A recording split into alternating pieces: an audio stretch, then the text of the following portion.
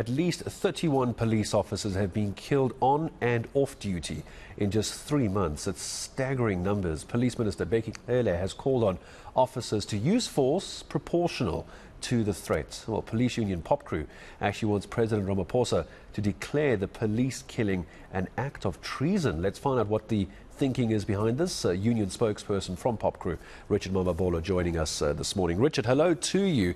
And first of all, we'll talk about the call for this to be relabeled as treason. But just give me a sense, what are your members saying about why there are so many police killings on and off duty? What's happening? Good morning. Good morning to you and the viewers. Look, there are actually about 52 police officers who have been killed since the beginning of the year. And of course, this has created a lot of anxiety amongst many of our policemen and women. The last two were killed just last week when we were holding our policing in Daba, and of course it happens just a week before the annual commemoration of police killings, which will be sitting this Sunday at the Union buildings. So we have clearly seen that police have become a target, mainly for their firearms, and of course this as well relates to the fact that there have been police stations which are attacked, and of course I think the morale is quite low amongst police officers, especially more because there has not been a clear plan around how to deal with police killings, and yet this case continues. So our members are quite worried about it, and of course we think that part of the measures that definitely need to be taken up is to ensure that there are legislative amendments to ensure that it is labeled treasonous. We believe that the normal charge of murder does not suffice sufficiently, because we would expect that a person would be arrested for only 25 years. So treason would obviously include harsher measures. But as well, this needs to be accompanied with the repealing of the Criminal Procedure Act 57 of 1977, which needs to be in line with the current laws of our democratic dispensation.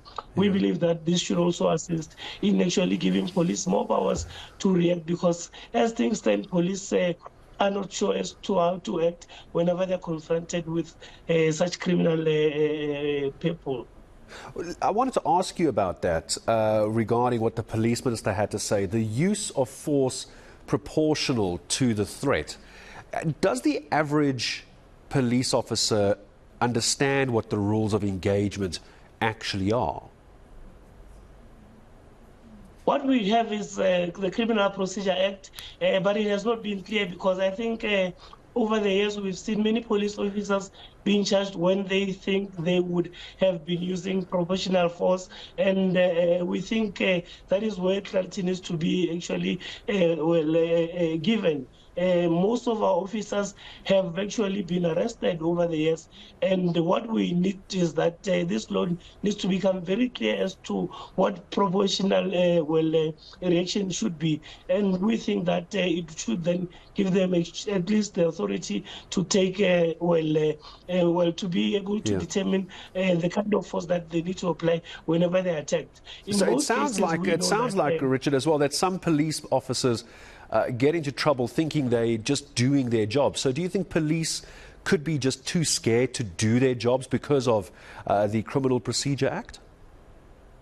Not only are they scared, they have actually been proven to be on the wrong, in line with this very procedure. That is why we think it should be repealed, so that it becomes quite clear as to what kind of action police can take whenever their lives are put under threat.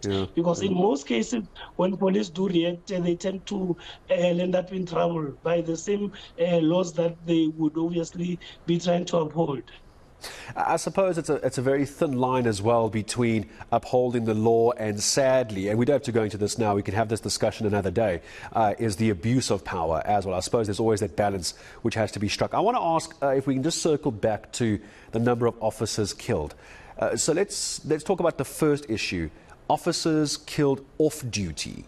How does a policing union try and get on top of that problem? But it's one thing to handle it when a police officer's on duty. You just highlighted how that could be done better. But off duty, what do we do there?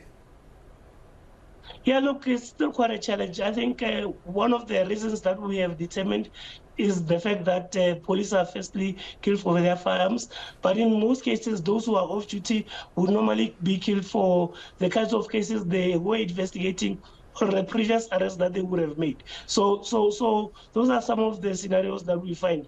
And of course, I think what definitely needs to happen is that you would need to ensure that police officers are, of course, not are living under better conditions. As things stand, police officers are backyard dwellers, most of them.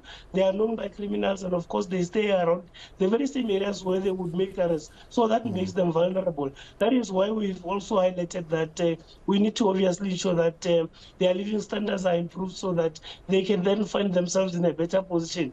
They use public transport, of course, and all such provisions are not some sufficient provisions are not provided for them. That is why they've become so vulnerable. When you say better living conditions, I mean, what this really comes down to, Richard, is just pay police officers more money. It's insane what little money police officers earn each month, knowing they're putting their lives in danger. It's about the money, isn't it? It goes beyond that. I think one of the other challenges has been the fact that they are understaffed, they are under-resourced, of course, and of course the money factor is also an issue. Over the past 2-3 years, public servants in general have not been getting salary increases, and that of course has placed them in a far worse position than they would have otherwise been. Yeah, a very good point. It's not just about the money, it's about other things like working conditions. Quite right. Richard, as I start saying goodbye to you, I want to just go back to this call for the killing of a cop to be declared treason. You've mentioned it to me now.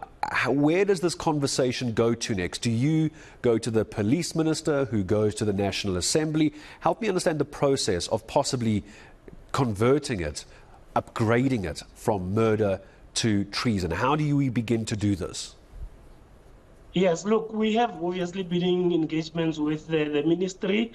We have taken it to the portfolio committee on policing, and of course, we're expecting that this could be a discussion that would be taken up at that level to ensure that indeed, whenever there are legislative amendments, there are changes that are effected to that regard. Because as things stand, we've only had a lot of talk about condemning police killings, and yet there has not been anything tangible. In fact, going into this weekend where there will be an annual commemoration of fallen policemen and women who are 34 since last year, we were expecting that, you would have messages of condolences without necessarily effecting any formal changes. So we are hoping that this becomes part of the discussion around how we then move into the future, looking into how we can actually keep this trend.